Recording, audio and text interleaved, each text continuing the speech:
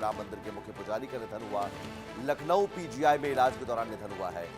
लंबे समय से बीमार चल रहे थे सत्येंद्र दास। ब्रेन हैमरेज के बाद उन्हें पीजीआई लखनऊ में भर्ती कराया गया था और वहां इलाज चल रहा था, लेकिन 87 साल की उम्र में उन्होंने आखिरी सांस ले ली। लखनऊ के पीजीआई में इलाज चल रहा था आचार्य सत्येंद्र दास का, और आचार्य सत्येंद्र दास प्रभु श्री राम की सेवा में लगातार लगे रहे। जब रामलला टेंट में थे उस वक्त से ही वो पुजारी थे 1992 से, और जब बाबरी विध्वंस हुआ था तो उस वक्त रामलला को गोद में लेकर आचार्य सत्येंद्र दास भागे थे, और उस वक्त से ही लगातार रामलला की सेवा में जुटे रहे।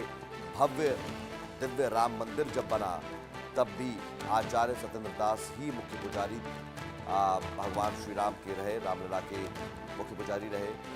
और जब भर्ती कराया गया उस वक्त की तस्वीरें आपको दिखा रहे हैं। यूपी के सीएम योगी आदित्यनाथ भी हालचाल जानने पहुंचे थे, लेकिन आज उनका निधन हो गया। लखनऊ से संवाददाता जय शुक्ला की रिपोर्ट।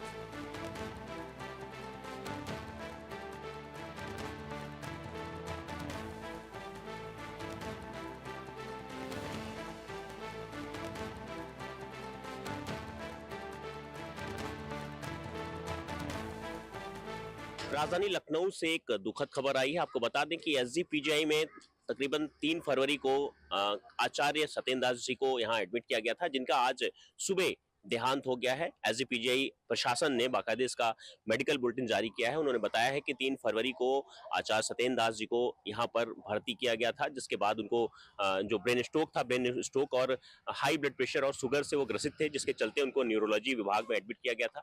यहाँ के एचडीयू वार्ड में उन्हें रखा गया था। उसके बाद जब उनकी कंडीशन क्रिटिकल हुई तब उन्हें आईसीयू में भी रखा गया था। उस दौरान यहाँ पर सूबे के मुख्यमंत्री योगी आदित्यनाथ भी उन्हें देखने के लिए पहुंचे हुए थे। तकरीबन 10 मिनट तक वो रुके थे और उनका हालचाल जाना था। और आज बताया जा रहा है कि आज इलाज के दौरान सुबह उन्होंने अंतिम सांसें ली हैं, और बताया जा रहा है कि उन्हें ब्रेन स्ट्रोक था, जिससे न्यूरोलॉजी विभाग के जो विशेषज्ञ डॉक्टर हैं उनकी टीम की निगरानी में पूरा इलाज उनका चल रहा था। हालांकि 85 वर्ष के थे, जिसके चलते उन्हें और भी कई बीमारियां हो गई थी। ब्लड शुगर और ब्लड प्रेशर से तो वो ग्रसित थे ही, उसके साथ ही साथ तमाम और बीमारियां हुई थी। हालांकि आपको बता दें कि आचार्य सत्येंद्र दास जी अयोध्या राम मंदिर के मुख्य पुजारी थे, और जब टेंट में रामलला हुआ करते थे तब से लेकर के, और जब भव्य राम मंदिर बन गया उसके बाद भी वो उनकी देखरेख करते थे, उनकी पूजा करते थे।